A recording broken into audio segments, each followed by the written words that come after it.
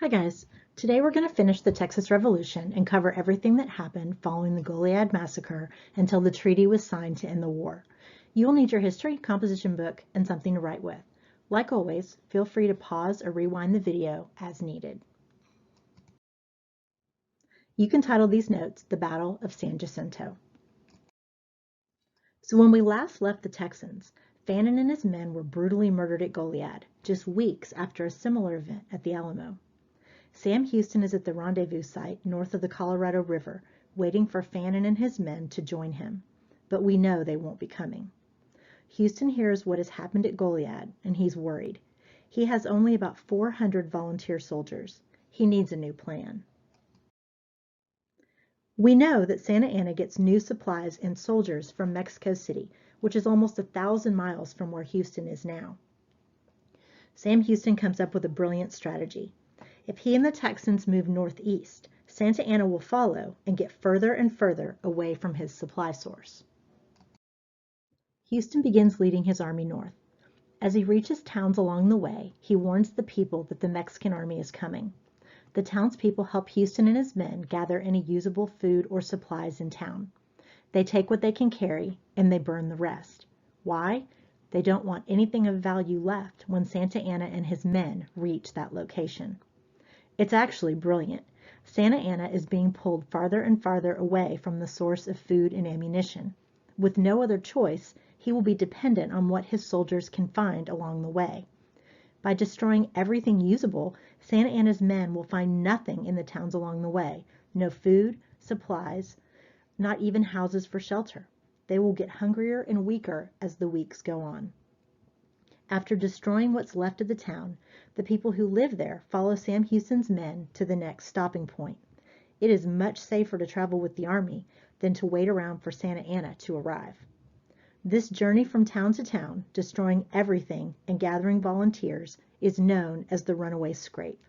You will see this strategy repeated throughout history. If you look closely, you can see the paths of both armies. The Mexican army route is in gold, and the Texan army route is in blue. Houston knows his plan is working. Santa Anna's army is following them, but the Mexicans are a few days behind Houston. Houston takes a detour and goes to Gross's plantation, a piece of property off of the expected route. There, Houston's army hides for 2 weeks. They are able to rest and train, coming up with the next part of the battle plan. Remember, Houston has gained lots of volunteers as he passes through these Texas towns, but most of them are farmers with no training. He uses this time to teach them the basics of being a soldier. Santa Anna and his men arrive in the town of San Felipe on April 7th.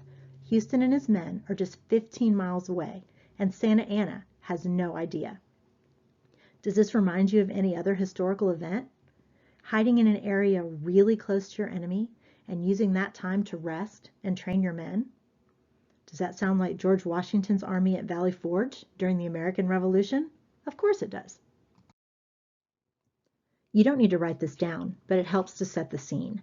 Santa Anna divides his army into 3 smaller groups. One group went after the men who were serving as the government of our new little nation. They were the ones who had been at the Convention of 1836 and were now fleeing to Galveston. One group stays behind with the slow-moving, heavier supplies. Santa Anna takes the remaining 900 soldiers and continues to chase Houston. Houston hears that Santa Anna has split his army into smaller groups. Now's his chance. He leads the Texan army to an area of swampy marshland that is surrounded by water on 3 sides. He wants Santa Anna to think Houston's made a mistake and the Texans are now trapped with no way out. The plan works, and Santa Anna and his men block the only escape route. They set up camp right across it. Houston's men aren't going anywhere. Here's a diagram of the area. The Texas Army is getting support from people back in the United States. The night before the final battle, a gift arrives at camp from the people in Cincinnati, Ohio. 2 6-pound cannons nicknamed the Twin Sisters. On April 21st, General Cos arrives with 500 more soldiers. Santa Anna is so confident that the Texans won't attack that he doesn't even have soldiers on guard duty. He orders everyone to take a nap, and even Santa Anna goes to sleep. At 3 p.m., Houston orders his officers to get ready to attack. At 3:30, all of the Texas soldiers run toward the sleeping Mexican camp, screaming, "Remember the Alamo! Remember Goliad!" Boy, were Santa Anna and his men surprised.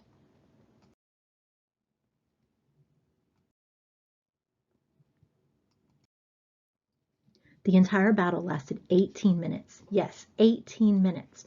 Unfortunately, the Texan soldiers had a lot of built-up anger, and once they got started, it was really hard to stop. They wanted revenge for the Texans killed at the Alamo and at Goliad. It took Houston and his officers until dark to get all of the Texan soldiers to stop fighting. This is a painting of what the scene might have looked like. So the outmatched, outnumbered Texan army was victorious. 9 Texans were killed and 30 were injured, compared to the 630 dead, 208 wounded, and 730 captured of Santa Anna's soldiers. In the chaos after the battle, Santa Anna tried to escape by pretending to be a regular soldier. It was a good plan because the average Texan would not have known what he looked like. Unfortunately for him, it is said that he was caught when another Mexican soldier addressed him by his title, El Presidente. Santa Anna was brought before a wounded Sam Houston the next morning, as depicted in this famous painting, The Surrender of Santa Anna, by artist William Henry Huddle. The original painting, and another by the same artist, Dawn at the Alamo, hang in the Texas State Capitol building in the chamber where the Texas Senate meets. They are huge. The interim president of the new Republic of Texas was David Burnett. He would serve as president until the elections could be held. He moved the capital from Galveston to Velasco. It was here that Santa Anna was taken to sign the treaties to end the war. Oddly, he had to sign 2, one public and one secret. These are known as the Treaties of Velasco. The public treaty, the one everyone knew about, said, 1. Mexico promised to never fight against the Texans again. Okay, that's not going to happen. Number 2, all Mexican troops had to leave Texas immediately. Number 3, Mexico and Texas would exchange any prisoners of war that they had captured.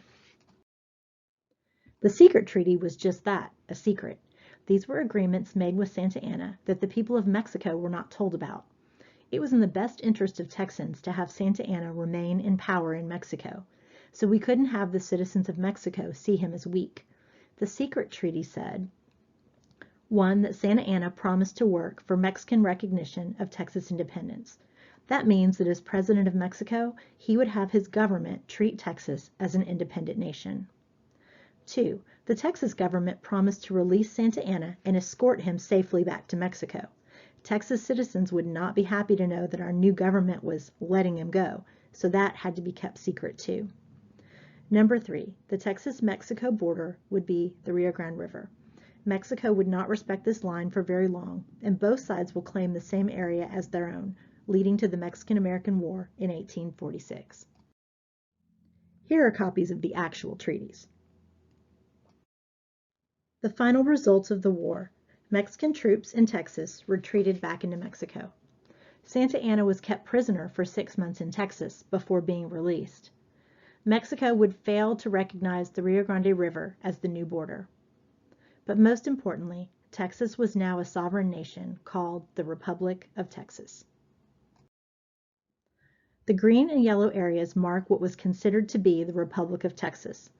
We will later sell off the land that's not part of Texas today to the U.S. to help pay war debt. You don't need to write this next part down, but it's interesting. The San Jacinto Monument was built in 1939 at the battle site. It's 570 feet tall. The designer deliberately made it taller than the Washington Monument in D.C. because, well, why wouldn't you? The Washington Monument is 555 feet tall. The San Jacinto Monument is topped with a 220-ton Lone Star. This is the monument in all her glory. Now you know how I like old photographs. This is a reunion in 1894 of the men who fought at the Battle of San Jacinto in 1836, 58 years later. The guy in the top right is Frank Lubbock, a former governor of Texas after it becomes a U.S. state, and the city of Lubbock is named for him as well. This next photo is another reunion of the same men in 1906 on the 70th anniversary of the battle. Amazing. Thanks for learning about the Battle of San Jacinto with me. Next up, the early government of the Republic of Texas.